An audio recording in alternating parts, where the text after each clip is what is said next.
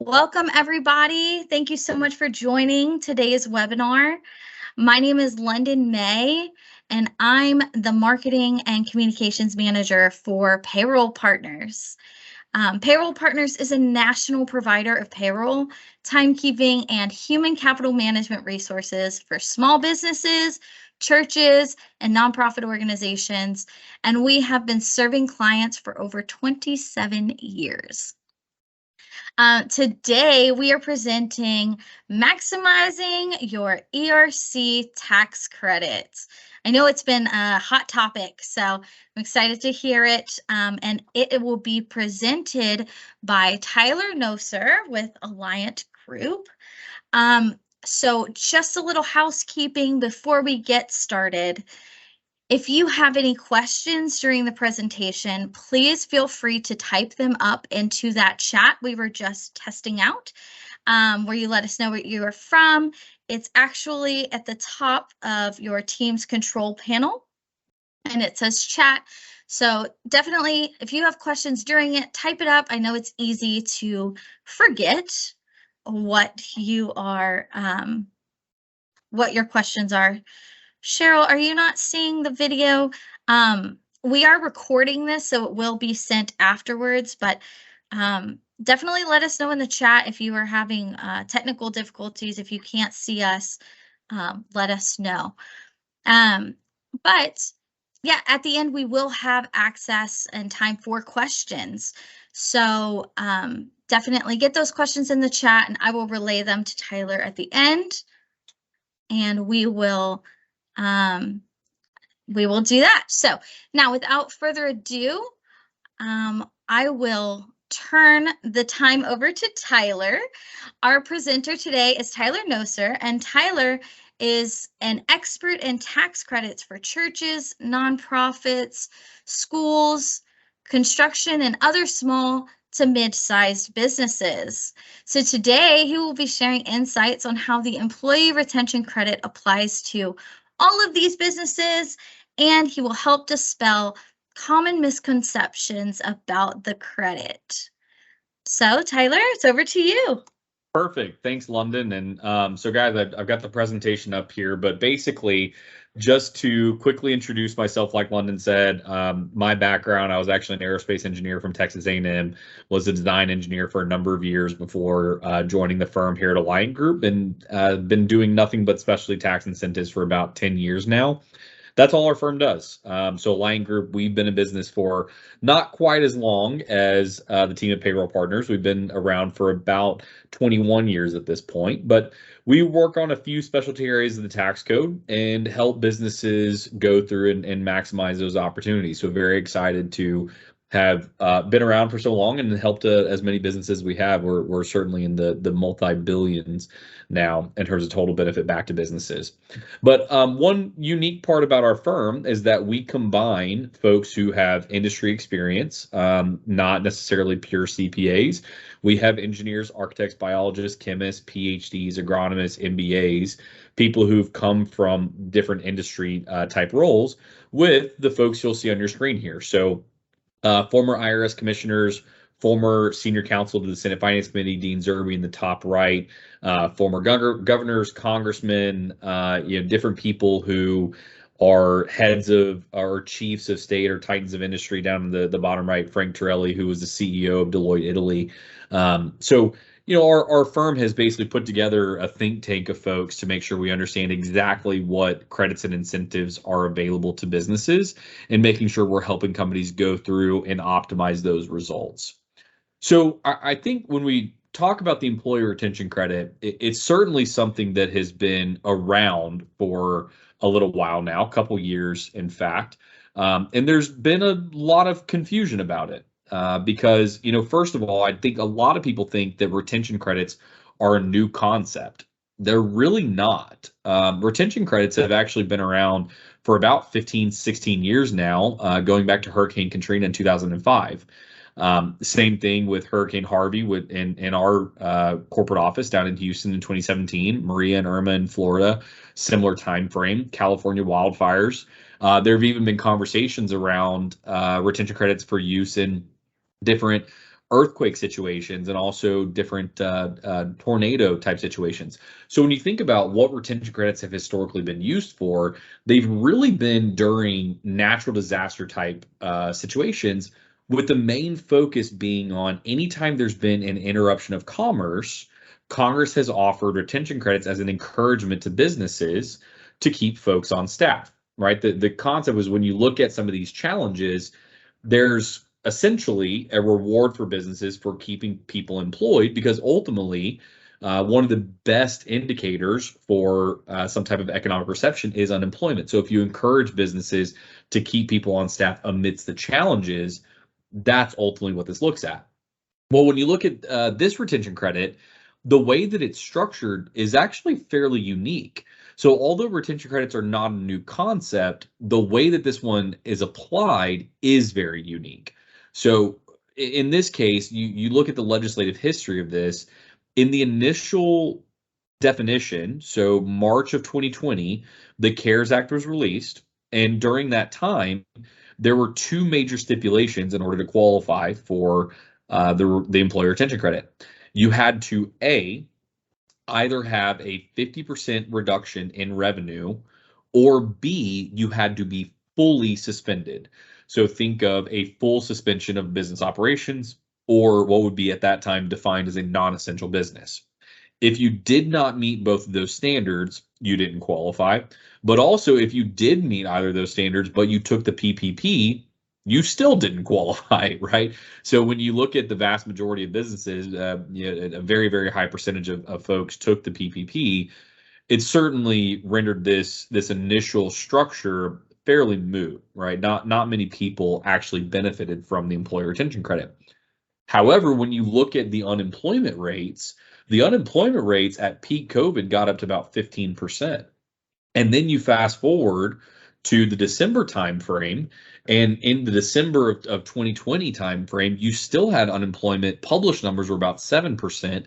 However, what you also had by that point was people who had spent over 6 months on unemployment and were considered no longer seeking gainful employment, which was over 1 million people. And so the number, if you actually add in that adjustment, was closer to about 8.5% compared to the sub 3% that we were at pre-March of 2020. And so what happened was, in December of 2020, the Congress released the Consolidated Appropriations Act, which the Consolidated Appropriations Act was actually appended to the Relief Act. But ultimately what it did is it made two major adjustments.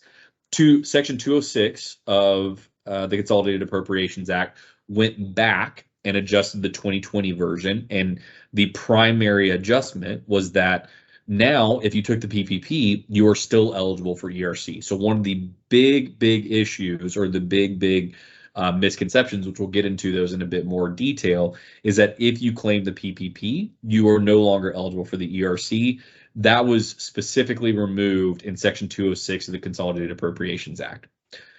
Section 207 of the Consolidated Appropriations Act actually was a focus on 2021 and kind of a go forward, a look ahead. And what it did is, number one, it changed the revenue decline from a 50% decline, which is a very, very sharp decline, to a 20% decline in revenue on a quarter by quarter analysis.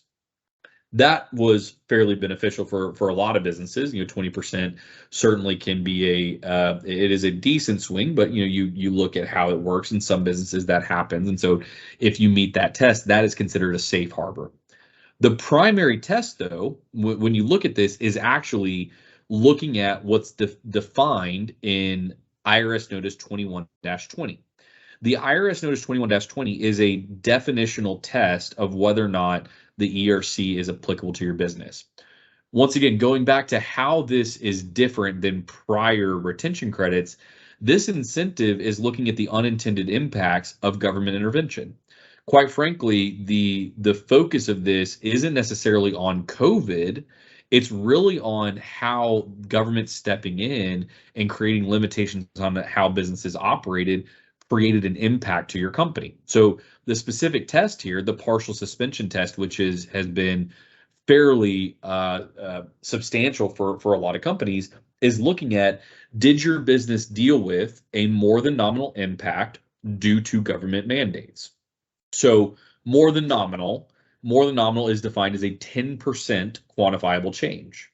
The impact can actually be one of three things. It can be hours worked, revenue, and then within the hours, you can look at, a reduction of hours, you can look at an efficiency of hours, or the third one is major KPI, right? A major key performance indicator of the business. Like I said, we've been in business for 21 years, solely working in specialty incentives. The major KPI piece was the most broad definitional qualification that we have ever seen on an incentive.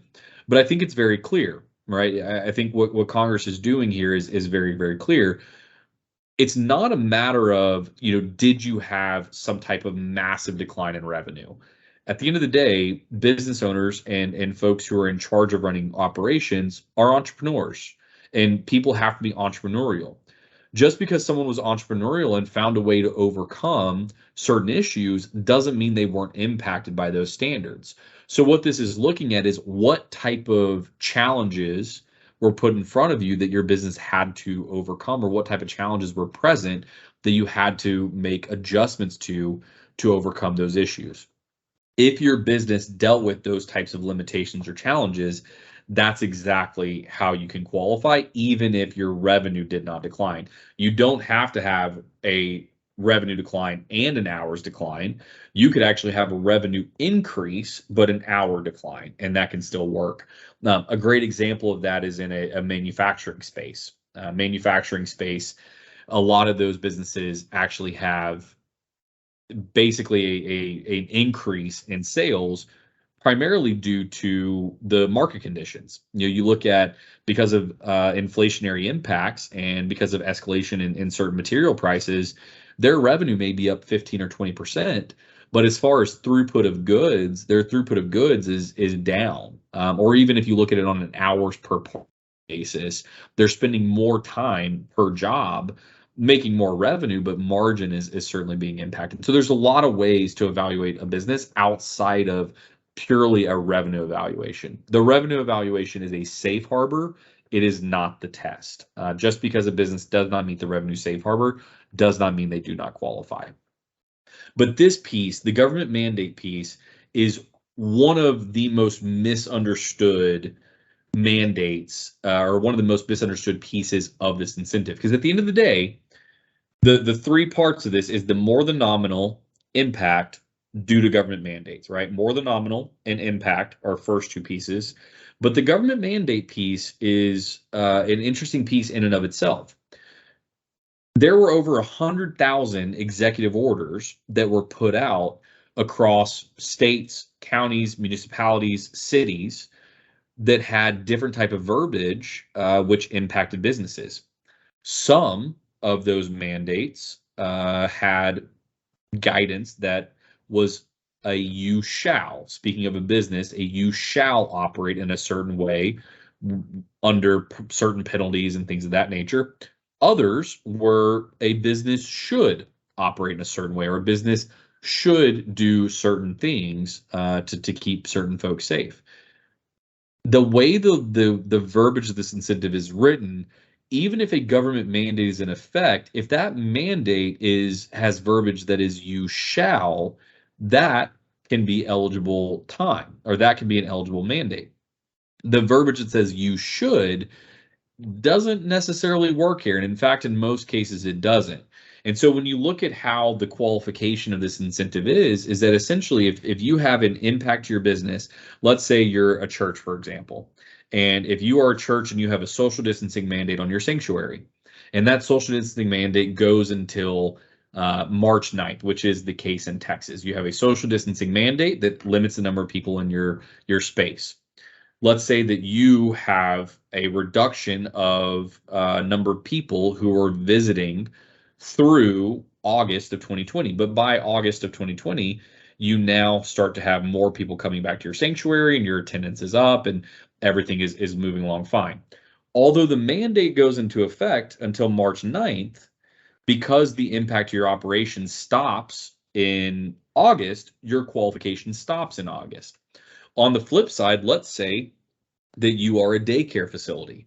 And as a daycare facility, your issues in terms of occupational restrictions and the number of people coming back to visit your facilities and the social distancing goes until July. And you as a business have made the decision that you're going to have these occupational restrictions. The mandates in Texas, once again, go through March 9th.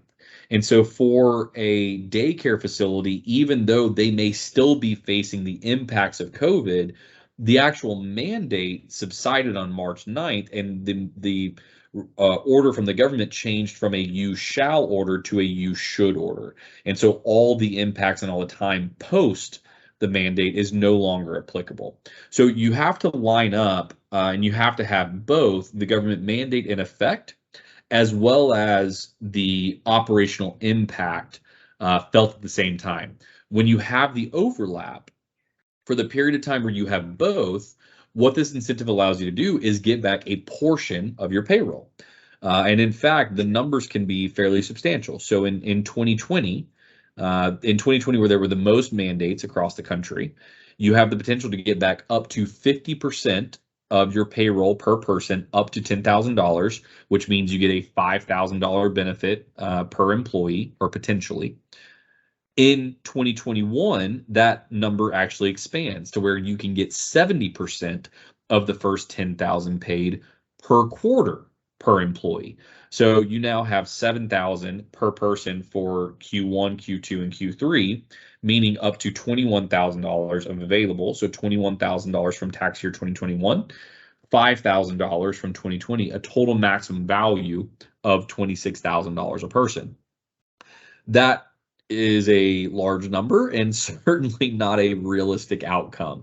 We have 25,000 clients at this point in this space, and very, very, very few, if any, have received that maximum amount. But that is the theoretical maximum. But when you look through what people are looking at in this space, there's a few things that we are consistently hearing where people are actually self-censoring. And I would actually say that self-censoring on the ERC is one of the biggest issues, because this is quite simply the most broad piece of the tax code ever. There are absolutely people who do not qualify, but certainly we talk to business owners every single day that very, very likely will, and we are consistently finding value for businesses who do qualify that have for a long period of time thought they didn't. Some of the main things are the PPP. Obviously, if you've claimed the PPP, there is no limitation on whether or not you're eligible. One thing about the PPP, though, is that for most businesses, they took a 24-week forgiveness period, and you can't double dip. I've heard a lot of people say, well, the period where I was impacted, I had PPP wages, so there wouldn't be that much left. Over the majority of our studies, what we've actually seen is that virtually in every case where they've taken the 24-week forgiveness period, PPP is covering between 50 and 60% of the payroll for that period of time. The ERC also has the ability to cover other types of wages or other types of expenses to the business that are not covered in the PPP. So, for example, healthcare type benefits, 401k contribution type benefits, those different things that were not covered by the PPP. So you have a situation where there's generally some payroll on top, as well as some of these ancillary benefits that can add value. And so a lot of our clients are qualifying during the same periods of time where they have PPP forgiveness, and that's providing great value for them. Going back to the revenue decline piece, a lot of people will actually look at from a revenue side, purely doing a revenue evaluation and saying, well, overall, company was fine. Your company did just fine, and we didn't lose money, or we actually grew, our top line grew. In a lot of industries, top line is one of the worst indicators of success of the business. Top line is certainly a factor, but is not the only factor. I think Congress is always very intentional with the way that they write legislation. And if the revenue evaluation was the sole indicator, they would have left the safe harbor as the only way to qualify. But in fact, the way the guidance is written is that the operational impact test is actually the first test going into whether or not a business qualifies, and the revenue is the safe harbor. So just because revenues did not decrease in no way, shape, or form means that a business does not qualify. It just means that we need to look at other factors to see if a business can work. A great example of that would be restaurants. For a lot of people who are not in the restaurant industry, it might come as a great surprise. During COVID, most restaurants did well. In fact, most restaurants actually had increases in their total sales because a lot of them pivoted to takeout, or they brought on third-party providers such as Uber Eats or DoorDash or things of that nature, or Favor. So they were starting to use other ways to meet customers. So they were able to keep revenue figures up. However, when you look at as a business, they had huge issues because obviously they couldn't do indoor dining, which was for most companies a very, very large piece of their operation prior to the pandemic. So you have a situation where the government is restricting a certain type of operation. They could not do indoor dining because of a government mandate, and so therefore they had to find different ways to overcome. Just because they were successful in making that adjustment does not mean they weren't impacted. So same thing for everyone here. Just because you had some type of revenue increase doesn't mean that there weren't things along the way that you had to make adjustments to that could potentially lead to value. Nonprofits, churches, charity organizations, even Indian tribes, non-tax paying entities are absolutely applicable in this space. The main focus is, did a business have W-2 employees? Do you have W-2 employees? Do you have 941s that either you file or you're hiring a PEO to file? Do you have employees you're responsible for? Once again, going back to the focus of retention credits, unemployment is the main evaluation. It's looking at in an economy, when you evaluate unemployment, that truly is the best indicator of success and whether or not people are going to recover or what the economic status is. So the focus of this is not about whether it's a corporation. It's looking at whether or not the people or the employees are taken care of, and the entities responsible for those employees are able to keep them on, keep them employed, and help make sure that we can start lowering unemployment rates. That's the focus. A lot of people have looked at the over 500 employee mark. So 500 employees is a defining factor for the employee retention credit. However, it's not 500 employees in the way that a lot of people think about it. It's 500 full-time equivalents, which is a big, big difference. A full-time equivalent can be, for some industries, not a common result at all. In fact, home health businesses or home care businesses, the way that their caregivers generally operate actually doesn't meet a full-time equivalent standard in most situations. So you have a lot of people who have well over 500 employees, but going by the full-time equivalency analysis, certainly there are far less. In fact, we've seen a number of businesses with over 1,000 W-2s issued that meet the sub 500 full-time equivalency test. So if you have over 500 employees and you've been using that as a reason to not evaluate this, it would be good to have a second look just to make sure there aren't any of the methodologies when doing an FTE analysis that would not help retract that number to a sub 500 amount. The other thing that I hear often is, I didn't document this. I don't have step-by-step, minute-by-minute accounts of everything that happened. That's okay. The one great thing is the mandates are very well documented. When you look at what restrictions were put out on businesses, those are documented, and those are documented very, very well. So what we've been able to do with thousands of other businesses is talk about the mandates that were in effect, how those mandates impacted the business, and then from there we can look at the operational statistics or the operational characteristics of the organization and use other figures to really tell the story. At the end of the day, there does have to be an operational impact, but how we find that operational impact really does change business by business. So what we love to do is hear the story of how businesses were operated, because that really will tell the tale about where to look for and what type of factors are likely to create the issue. So wanted to give a quick example here of, when you look at how to evaluate, should a business have, or where can a business find some of these impacts that might create challenges. So there's a few things to start with. Depending on the type of business you are, if you are a service-based business or a church or a nonprofit or really any business, think of your direct impacts, right? The things that are specifically limiting how you operate. So let's take, for example, federal mandates. There were certain federal mandates that restricted access. There were travel restrictions. Here in the state of Texas, actually, if you went over to Louisiana and back from Louisiana for a period of time, you actually had to quarantine for 2 weeks. That was a federal mandate regarding international travel. That same business that was in Texas also had to account for a state mandate. So Governor Abbott actually released state mandates. Someone here mentioned Virginia. Virginia also had very restrictive stay-at-home orders through 2020, and they actually opened up closer to the July timeframe. But you have in the state of Texas, you have not only the federal mandates to look at, but your state. So the state actually issued orders. But even going past that, you have city mandates and municipality or county mandates.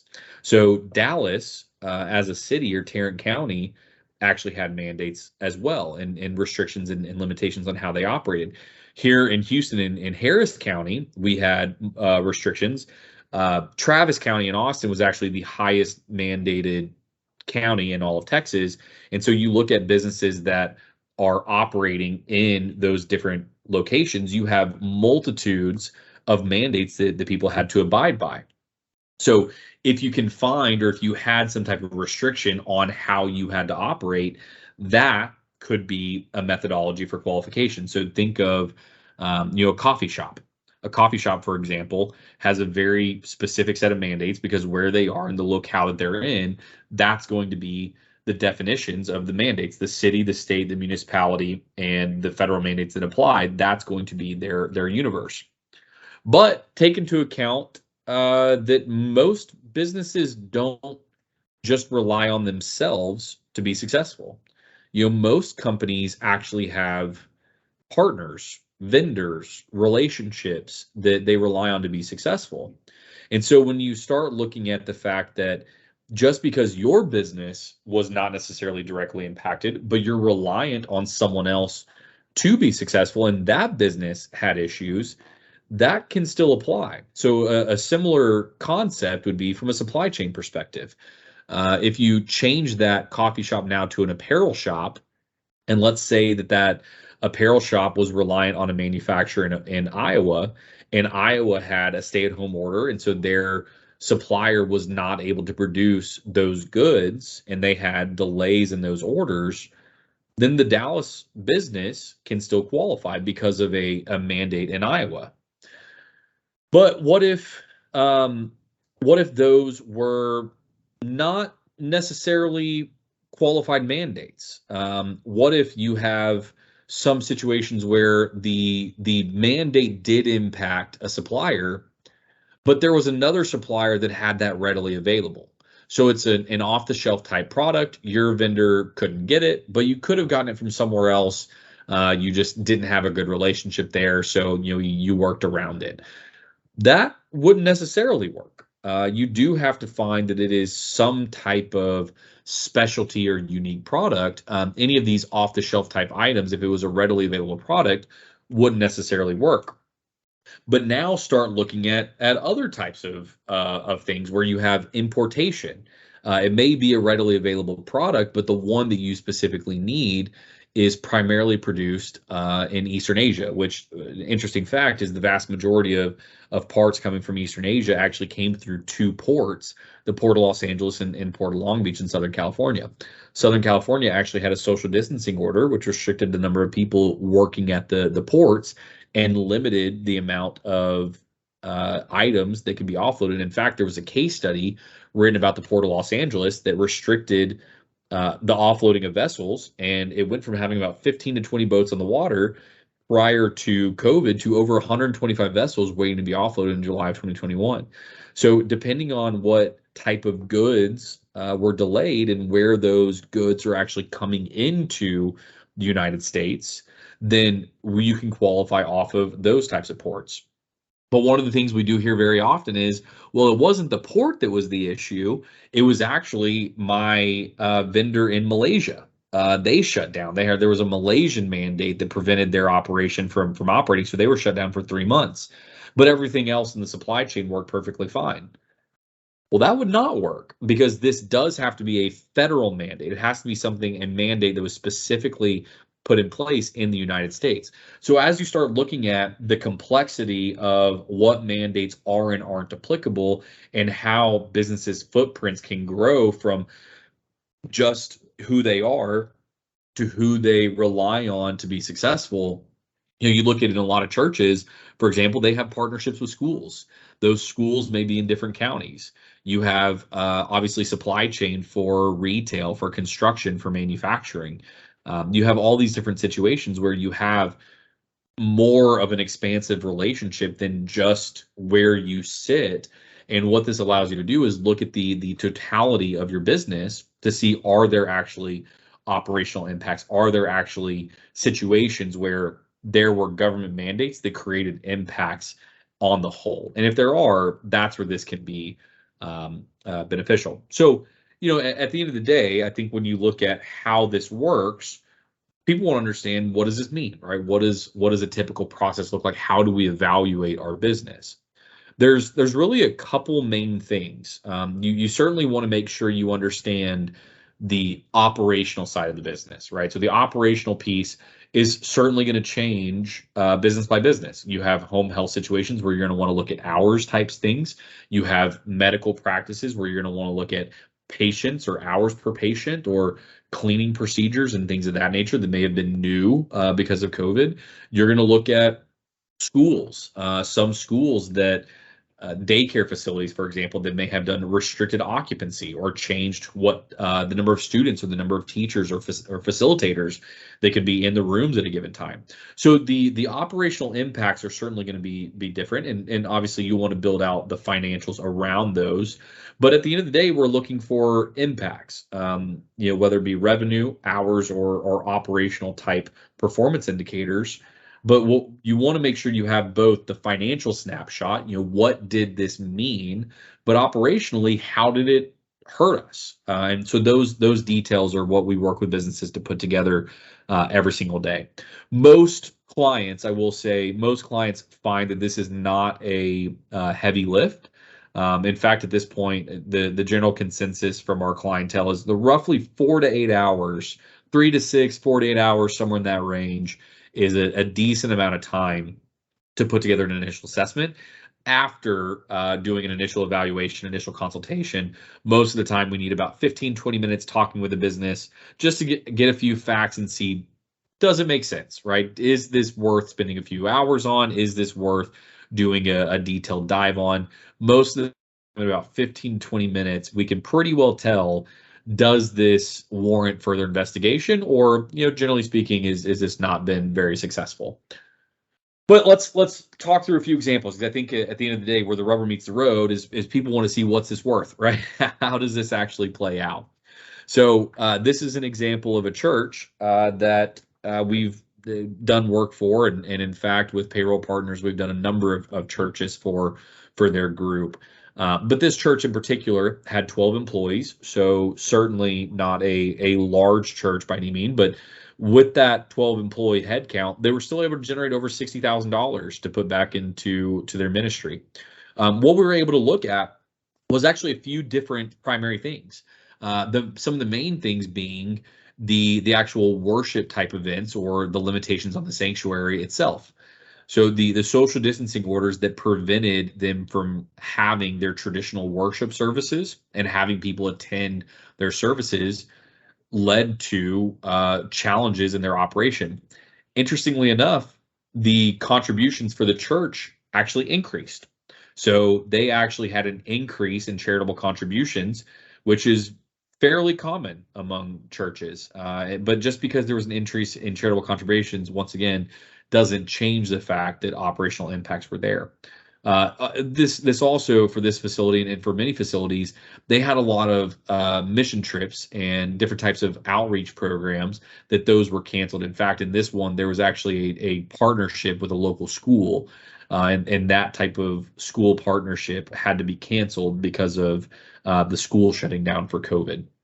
One other thing we've seen with churches quite a bit is that churches actually have, in some cases, daycare facilities attached. And so in that case, you have two very different type of facilities or two very different type of operations, both heavily impacted due to COVID. And so had a lot of success in that realm as well. Going to gyms. Gyms are one of those where you look at specific limitations on the gym itself, right? You look at the social distancing or the limitations of capacities. The capacity restrictions is certainly a very, very common one. And had $3.7 million of credits because of that. So once again, these numbers can be quite substantial if they are successful. It's just a matter of understanding the success, or can businesses meet these standards. Personal care services. One of the things when you look at COVID in general in terms of who was impacted, really businesses or any type of company that had some type of personal touch, right? If you have any type of physical contact with your clientele or with the people that you're working with, then in that situation, there was generally fairly impactful restrictions on how you operated, and so businesses had to make adjustments accordingly. Construction companies. So construction companies had project delays. I mean, if you talk to construction companies, most of them are pulling their hair out because of the nightmares of physical logistics and trying to coordinate all materials on site. But not only that, also looking at the number of employees who could work at certain facilities. In Texas, you actually have certain hospitals and schools that had specific restrictions on the number of people who could be on site. But in most cases, the primary impact on construction companies goes back to the inability to actually get insert parts for their materials. Car dealerships, also very supply chain driven. Car dealerships, I think everyone has driven by and seen the noticeable change in how empty car dealerships are because of the limitations in the number of vehicles who are actually on the lot today as compared to in the past.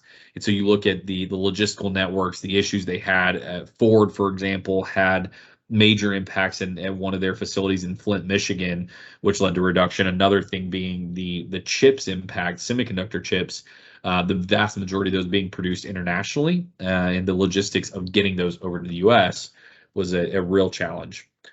Commercial property.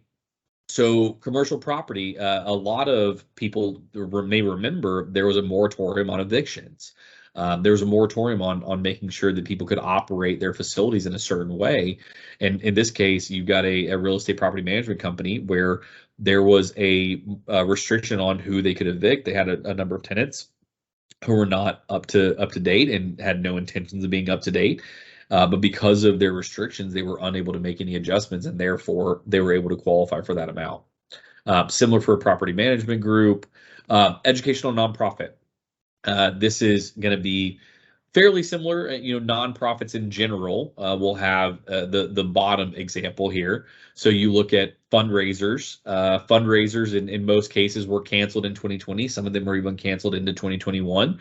But really, when you look at the capacity restrictions, being able to have classroom-based settings and having kids in the classrooms or having the number of facilitators per classroom was limited. And even if it's back to normal or got back to normal fairly quickly, there was certainly a period of time where it was heavily adjusted.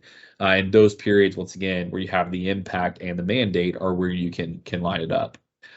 Restaurants, restaurants are certainly right over the middle for this. It's well over 90% of restaurants are actually meeting the criteria for qualification in this incentive, just due to all the limitations that they had to deal with. Restaurant industry was certainly a tough one to work through. But once again, as I mentioned, a lot of them were able to find value or find ways to overcome said challenges. An electrical engineering firm, they had actually, this is a great example. This is because of their partnerships. They actually had a client that canceled a project because the company was not able to get everything lined up, and instead of dealing with the hassles, they completely closed the job. And because they closed the job, this electrical engineering firm was, kind of left out to dry. They had expected, they had staffed up, they had people and resources lined up for this job, but ultimately the project was no longer available.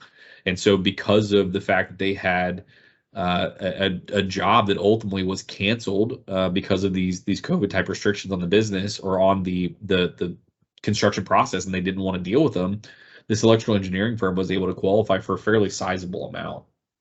Audiovisual installer, once again, this is going to be, you have on this type of business, you have both sides, right? Both types of impacts. You have the direct impact, which directly changed how they had their on-site restrictions. They had an increase in hours worked per job, which was a very, it certainly was one of the things we look for. Because they had social distancing, they, instead of having multi-person crews, they went down to single-person crews. Well, if you think, most businesses are operating in certain ways because of the efficiencies it offers, right? If you have a two-person crew, it's because two people are generally the most effective way of doing things. Well, in this case, when they went down to a one-person crew, that one person was spending a little over 2.5 times as long on the job site. So if they'd had the second person, the man hours would have actually been less than by only having the one person. On the other side, they actually had difficulty getting materials. So they really had a double whammy with the on-site challenges, as well as actually getting the materials in order to get this to work. But I've kind of glossed over this, but I will make this point.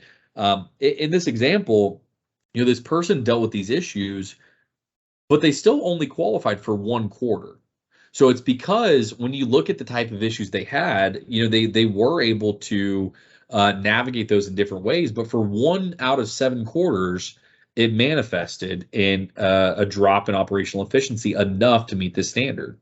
So even though businesses in a lot of cases will say, well, we did fine, right? We found solutions. Just because you found solutions doesn't mean that for the snapshots that we can look at, there's not impacts that can be found. So it is a very interesting dynamic that even though you look at these types of impacts they likely faced, they don't pop up overnight. They were only prevalent enough for 1 quarter, and the mandates were only around for 1 quarter, to where that period of time was the only one where they were able to generate benefit. Manufacturer, similar type impacts here, where you have social distancing on the assembly line. They had stay-at-home orders, which obviously they limited the number of folks in their facilities. So very similar factors. Staffing agency. This is a government staffing agency, so the government had very clear restrictions on who could and could not enter their facilities. Some of their employees that they were actually staffing for the government were told that they could not go to work. So that was a stay-at-home. And then agriculture. Agriculture, you have a little bit of a farm to table type approach, where if you have someone who's selling directly to restaurants, you obviously have the restaurants that are tied in with them. The other side would be if they had any type of processors, food processors that were shut down, and so they had any issues with their crop itself. But overall, I wanted to basically just kind of take a step back here, and I know we've kind of gone through a lot. Obviously, there's been a lot of information here, but were there any questions or any things that we can go through? Obviously, the ERC in general is a incredibly powerful piece of the tax code. It is truly one of the best incentives that's been put out by Congress, because the idea of it is that it's very broad. It's intended to impact a lot of businesses. But obviously companies need to do an evaluation of their firm and see, do they have the impacts, and can those impacts actually lead to monetizable benefit. So with that, we've got a few minutes here. I'd love, if anyone has any questions, put them in the chat box. Happy to answer any questions directly. Thank you so much, Tyler. Your presentation was amazing. Yes, please feel free to put your questions in the chat. Oh, it looks like we have one. It says, what is the time frame to apply for the ERC? Great question. So the employee retention credit is available for tax year 2020 and tax year 2021. Most people will say that the credit is for 2020 is coming up, and there is a potential deadline upcoming. It's actually not entirely true. So even though the way this is filed is under 941s, your most upcoming deadline is actually 4/15 of 2024. So basically, you have a little over a year to file for this. So Sherry, and I saw you just asked the question for 2020. You have until 4/15 of 2024. So you have a little bit over a year to claim this. Most clients at this point, I'd say, are taking 8 to 12 weeks. Certainly some are, they want to know very quickly, and they're finding out much faster. Some people have a lot of things on their plate, and so it's taking a little bit longer. But I'd say on average, within 8 to 12 weeks, you can do a fairly detailed, robust assessment. For some people, we're even able to vet out, yay or nay in the first 2 to 3 weeks. And then from there, it may be some of the finer details of, well, if you are going to qualify, okay, how much, how long, what mandates, right? So there is some nuance there. Tyler, did you see Robert's question about what would you say to those churches that are hesitant to apply for the ERC credits due to fear of losing tax exempt status? I would say that is no reason to be fearful at all, because that does not happen. In no way, shape, or form does claiming the ERC affect the tax exempt status of an organization. Basically, what we're looking for is, does a business meet the specific standards? And if a company meets said standards, then ultimately you can qualify. So it is a lot of people will call it gray.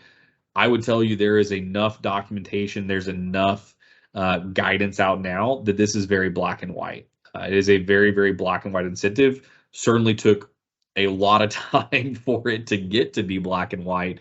But at this point, there is so much guidance out there. There is so much detail that if you qualify, it will be very clear.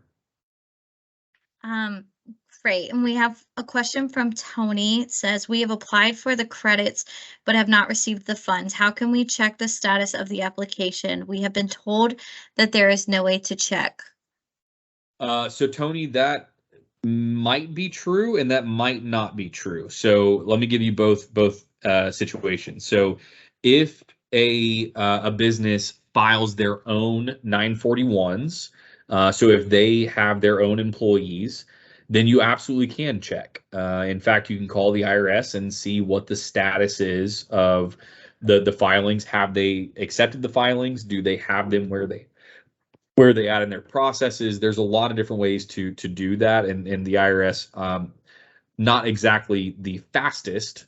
In some cases, they don't answer very quickly, but you can absolutely call in and check to see where they are, have they been accepted, what's the time frame.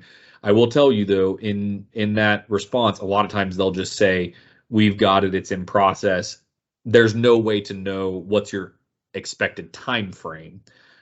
So there is some nuance to that. If you have a PEO, if you're filing your employees through a PEO, the PEO has to call and check. You as the business can't call on behalf of the PEO. So that may be one nuance there. If you're using a PEO, you would not be able to call and check, but if they're your employees, you would. So I'm going to kind of rapid fire through some of these questions. Okay. So Sherry, yes, you do use a 941X to apply. So if you do qualify, there's 7 potential quarters. Q1, there's about a 15-day window in Q1 of 2020 all the way through Q3 of 2021. So for all 7 of those quarters, you would actually file a 941X to trigger the refunds. Goals are for the ERC, the incentive stops in September of 2021. So there is no qualification into 2022, but there is the potential is from 2020 all the way through Q3 of 2021. Robert, going back to your question before about, is it potential that they can run out of funds? They are not going to run out of funds, but what is happening is there is a delay in how long these are taking to get funded. It is taking quite a while at this point for the IRS to process refunds. We are seeing some speeding up of that process. At one point we were seeing 9 to 12 months. for people who actually filed to actually get their cash. We're seeing that come down closer to 3 to 6 months. Some clients still are at over a year. So even if a business qualifies, then there's still, it takes time for the IRS to actually process that. Tony question about Dallas County and mandates. So just to give you guys an idea, so you can do research. The mandates are available. You just have to look up all available mandates and then read through the mandates and make sure the language and the vernacular in that do meet the code. Or, our firm, we have now partnered with about 100 clients between Payroll Partners and PSK on different incentives. And what we've actually done is we had a team of about 20 employees for a year that compiled databases from all over the country. So we have a database now of about 13,000 government mandates that have the correct language. The other 100,000 we've actually discarded and removed. So it certainly was not a fun job. I'm glad I did not have it, but I'm also very glad that we had people who did it. Tony, that's really what we help people with, is look through the available mandates. We look through the operational data, help them identify very quickly, can this work? And if it can, obviously look at what time frames, and then from the time frames, what the potential qualifiers are. Because Dallas County is certainly available, but you also have the state of Texas. State of Texas has mandates as well. So certainly a number of things to evaluate when you're going through what could be a sizable benefit for organizations. Awesome. I see one question, Tyler. I think you covered this in your presentation, but just for the answer. PPP. Yeah. Sorry. Yes. Yeah, Rajana, I apologize for missing that. Yes, and you absolutely can. So if you have filed the PPP, then you absolutely can still claim the ERC. In fact, I would say that probably well over 95% of our clients did claim at least one PPP. So it is a very, very, very high majority of the businesses that we talk to claimed the PPP. You can't double count. So that is one thing to evaluate. You can't double count, but in most cases, businesses who took the PPP can still be eligible for ERC. Great question. Does anybody have any more questions before we hop off? Thank you, Tyler. You've done a great job answering those questions. Yeah, no problem. And guys, what I'm going to do is I'm going to go ahead and put my email address in the chat box as well. So if anybody has any other questions or wants to reach out to me directly, like I said, we've been in business for 21 years. We live, eat, breathe, helping businesses through these types of specialty incentives and seeing if we can put cash back in their pocket. So if anyone wants to have a quick conversation, like I said, typically 15, 20 minutes, quick review of the business, the operations, how you guys dealt with COVID, what measures you put into place. We can see if there's an opportunity to qualify. I would also ask, or I would say that for people who have already claimed, if you've claimed one quarter or claimed some value because of a revenue decline analysis, there's likely more on the table. We have a substantial number of clients who have actually done an employee retention credit because of the safe harbors, and we're able to work with them on identifying qualification in the other quarters as well. So just because you've already claimed through a revenue safe harbor test doesn't mean there's not more dollars on the table. So even if you've already looked at this in the past, if you've kicked the tires, it's a great time to revisit. There's been a lot of guidance. We've done quite a bit here, and we'll go from there. And Robert is exactly right.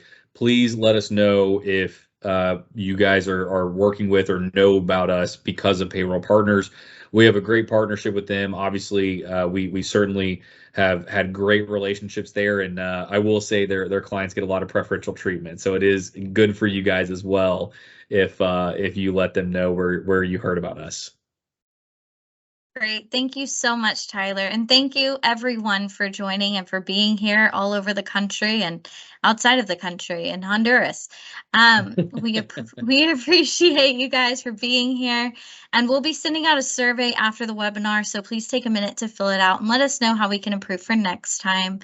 But our next webinar will be on April 25th at 2 p.m. So mark it on your calendars now. Again, my name is London May with Payroll Partners. And if you have any questions and you can't get in touch with Tyler, definitely reach out to me and I will get you in touch with Tyler. Thanks again for joining us today, and we will see you next time. Thank you, Tyler. Thanks, everyone.